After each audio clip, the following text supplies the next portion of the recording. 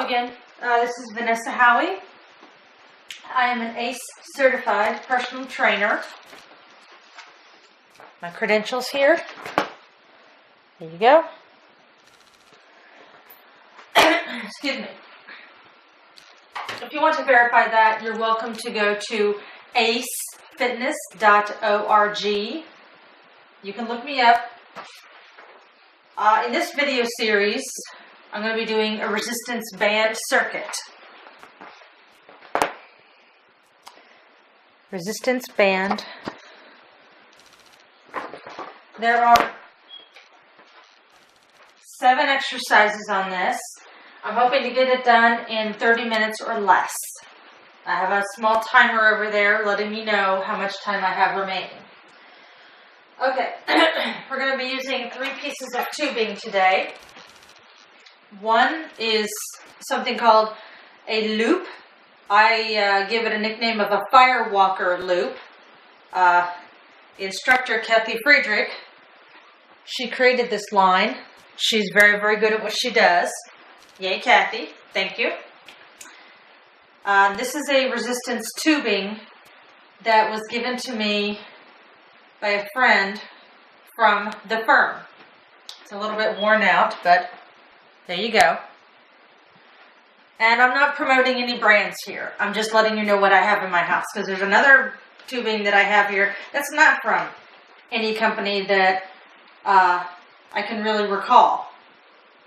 I mean, I bought it online myself. There's no name brands on it. There's nothing written on it. Is where it says extra light right there.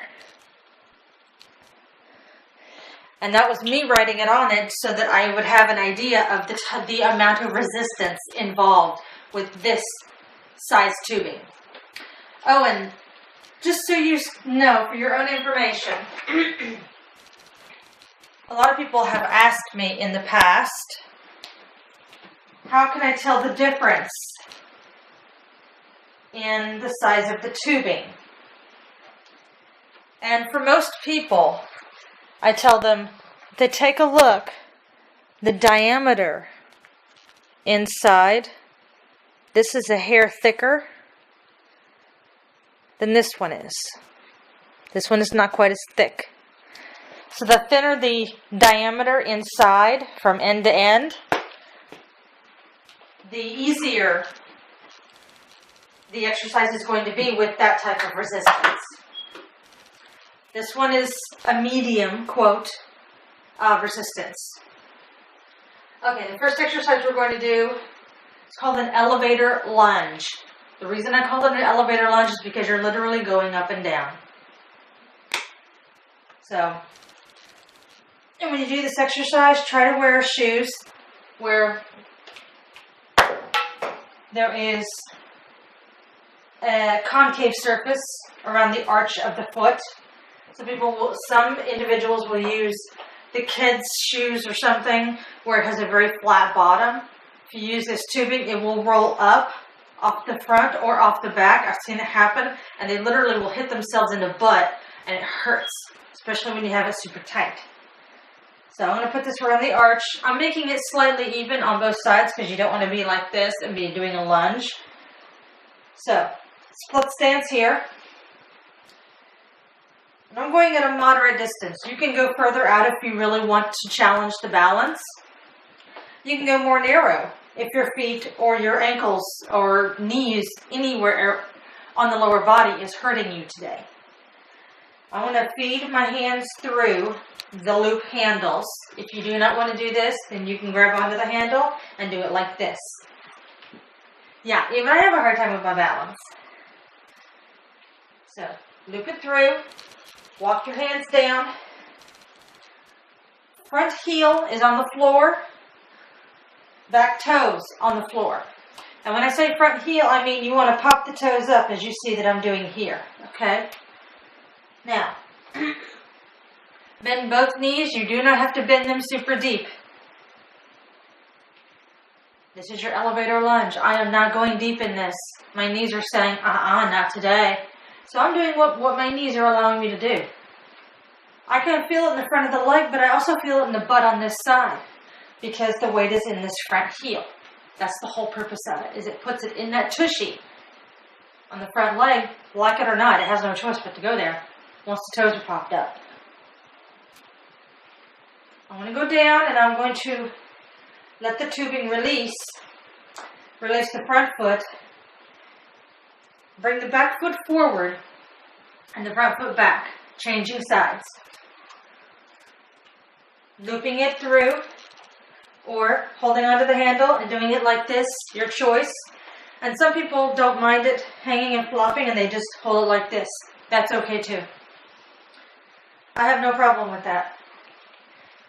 You hold on to it in whatever manner makes it more comfortable for you, okay? And this side is a little more uncomfortable for the knee. I'm feeling it more on my back knee than I am on my front knee. So I'm having to modify slightly. Now, what a lot of people don't realize is that when they're doing this, when they think they're doing this in their head, they're actually doing this motion here. So really get the bend in that back knee.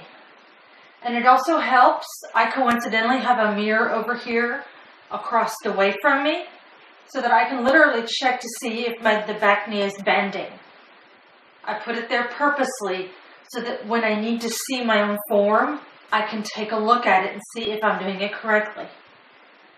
Okay, squatting down, lunging down, releasing that tubing. Okay, overhead press with tubing. I'm going to switch to the lighter tubing. The reason being, the muscles from here down are larger than the muscles from here up. The larger muscles can take heavier weights. The lighter muscles, the muscles in your arms and upper body, they cannot take that heavy of a weight. I am using an extra light tubing. Now, since we're going to be doing both arms at the same time, we're going to be doing this just once. Stepping back here, making sure that you have full view.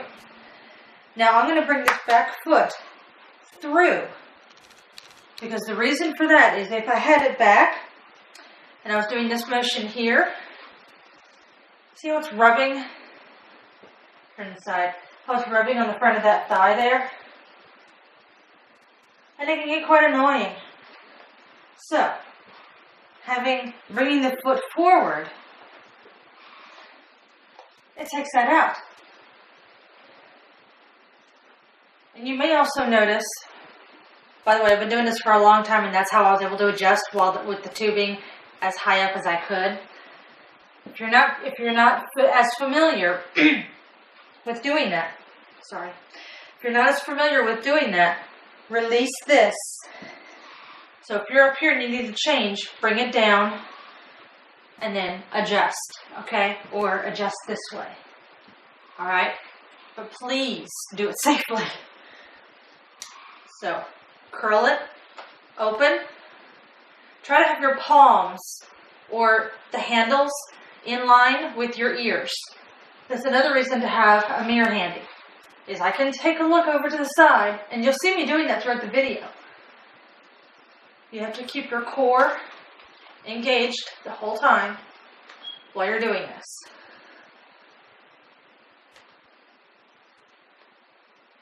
I really feel it burning right there on the cap. That's good. That's the middle part of the shoulder, or what we call the medial deltoid. Closing it, taking it out of the bicep curl. Okay. Next one, stiff-legged deadlift with tubing.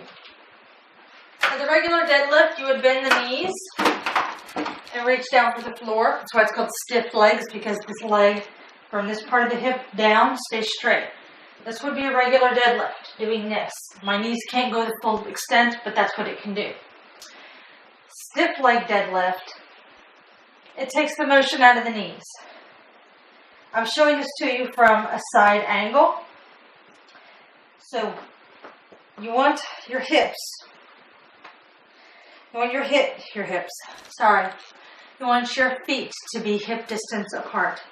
I'm turning myself to the side so that one, you can see this side angle, and two, so I can take a look at my form in the mirror. I'm going to loop my hands through the handles. Okay. I'm going to choke up on it. Shoulders back and down. Pinch the shoulder blades together. The reason I have you to really focus on the upper body in preparation for this is because when you bend down, when some people don't know what they're doing, they do this, and then they do this. What I want you to do is keep the shoulders back and down. The arms are going to move, but it's only because they have the tubing. Hinge from your hips. Not here. Here. Stick that booty way out there. I'm going to choke up on the tubing just a little bit. I feel a stretch in my hamstrings, and I'm letting my arms dangle down a bit. Now, the instinct for some of us is to want to hold them in here. You don't do that. That works the back of the arms, and we're trying to work the back of the legs. Push into the heels, puffing your toes up. Squeeze the glutes, the tushy, to stand yourself up. We're going to do that a few more times. Sticking that booty way out there. Letting the arms relax. I know. Got to work on that. Squeezing the glutes to get yourself to stand. Even I have to focus on relaxing my arms. I'm doing it now. I'm focusing on relaxing. Push into the heel. Squeeze those glutes. I'm going to go down. But at the bottom, I'm going to be releasing. Foot. There we go. Okay. Tricep extension with the tubing. Using the light tubing again. And what you want to do here, there are two exercises I want to show you here. For those that have good shoulder mobility and can do this move here, I'm going to show you the first one. For people that have a hard time getting up to here, or when they do, it feels very uncomfortable and they're not quite sure, I'll show you one alternative. It works the same area. So I'm going to put the tubing on the floor, and about a third of the way in, I'm going to put my foot down. I'm putting my foot down. Sorry. And so what I'm going to do here, curl, bring it up, and then I'm going to take it out to the side here. Push it straight up overhead. Take the opposite hand and grab it right here. So you don't want to grab it up high. You want to grab it below the elbow. Bring that elbow into the hand. Yeah, I know. You can hardly see me. Bend at the elbow. Push into the palm. Push it into the ceiling, towards the ceiling. Keeping the core braced. That will prevent you from sagging. Okay? Some people like to squeeze the tushy to help keep themselves more upright. Okay. I'm going to show you that one on the other side. Just flip it. Easy thing to do for most people. About a third of the way in. Curl it. Open. And you can do it this way. And for some people, doing it like what you did on the other side may not feel very comfortable on that hand. So for some people, they grab it on the inside. And they do it that way. That's fine. Just make sure that you're not right here so that it stops it. You want to make sure that you have good range of motion. And if you're feeling that your back is arching, then you can do a kickstand with that back foot. Put the toe on the floor.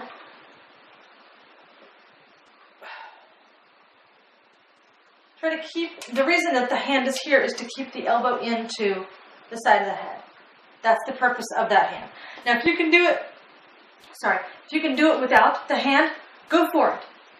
But it might fatigue the shoulder more on that side if you do it that way. Okay. Now showing you how to do tricep exercise, but without going over your head. I have roughly equal length on the tubing. I'm going to let that end hang down. Now, what you can do, instead of if you want to do it one arm at a time, you can do it with this end on the floor.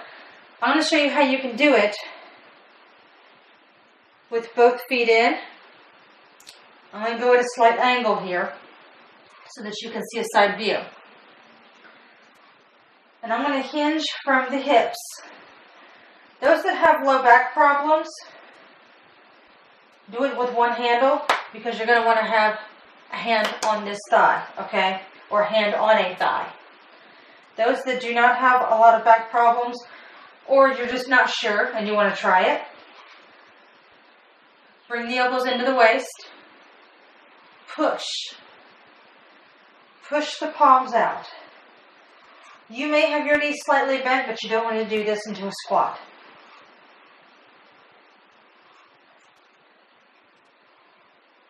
And some people may find it easier to do this. I find it easier to do it this way. Now, if you do it with the palms facing your body, you're working a different area of the tricep.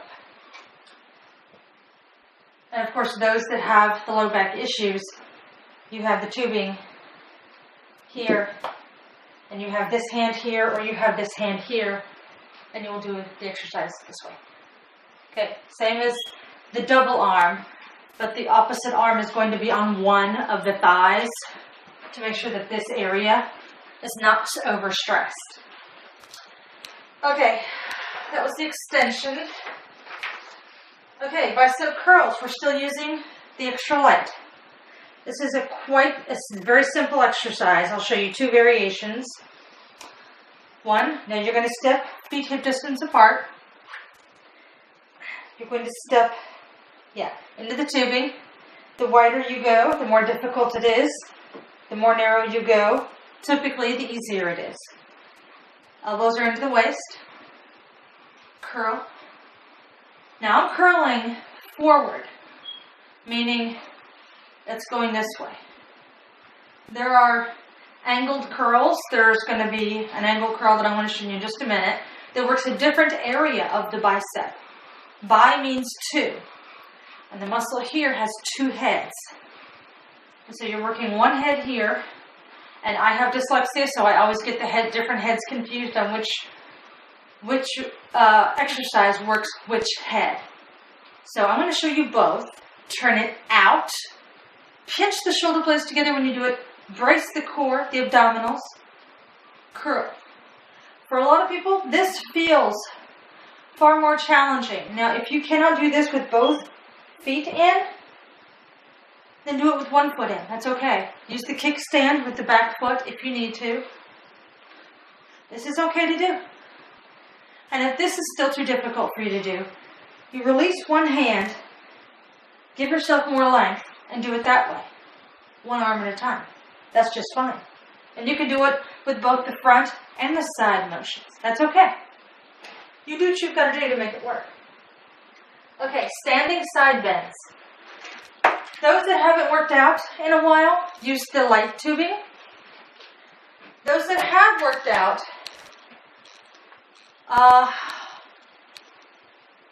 in the last 6 months or so, can use the medium tubing. If you find that it's too challenging or you just can't quite get the 10 reps out, go to the light. And if you know you can do this, and perhaps you know you can go heavier, then go heavier if you can. Looping my hands through. My feet are hip distance apart. I'm choking up on the cord or on the tubing. Then what you're going to do is, most people have seen a grandfather clock, how the pendulum swings on the bottom. It's going to be the same concept, only it's pendulum going side to side for the upper body. So it's 1, 1, 2, 2. And I'm not going super fast because I really want to feel the sides of that waist contracting, stretching. I want to feel the work that's being done there. Okay, now I'm going to hinge from my hips, releasing that tubing. Okay. The last exercise. Yay! The timer says I have roughly 10 minutes left. We'll see. I'm using the Firewalker loop. This is the heavy loop.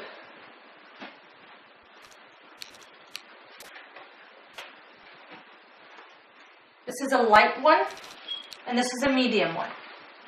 You pick the loop that you want to do, okay? I'm doing this one. I'm placing it around my ankles. Yeah, this is going to be fun. I'm going to walk across the room, going side to side. I'm going to back myself up here. But first, what I want to do, turn to the side, I want to show you, walking slightly towards you, how I want you to do this. Feet about hip distance apart. I don't want you to have a lot of tension on this, because if you start out like this, you're going to have nowhere to go, and your legs are just going to be fried in the first 5 steps. Go into a squat. Tushy goes back that way. Bend the knees. Torso forward slightly. So you don't want to collapse forward. Keep it tall. I have my hands on my thighs just to support my back. And I'm going to keep them there while I'm doing the exercise. Stepping to the side and in. This leg steps towards you. The opposite leg also steps towards you. So we're working this side, what we're doing. Now I'm going to back myself up. I'm going to come over to one side here. I believe I'm still in frame on this one. And I'm going to go over to part of that green step there on the top. Squatting down, over, over. Try to keep your knees open on this. This is tough. Pausing, going the other way. So what you would do is, instead of counting reps on this, count 5 steps. And I'm going to stand up here. You count 5 steps going one way, 5 steps coming back. You do that 3 times, okay? So 1, 2, 3, okay? It'll be more than 15, yes. But it will give you the burn that you really seek in the thighs. It won't give you a lot of burn in the hips, but I'll be having plenty of exercises in a future series that will cover that. So, thank you very much for hanging out with me today. If you like this video series, please like it, please subscribe, and I really, really, really hope that you have a great, great day. Thank you.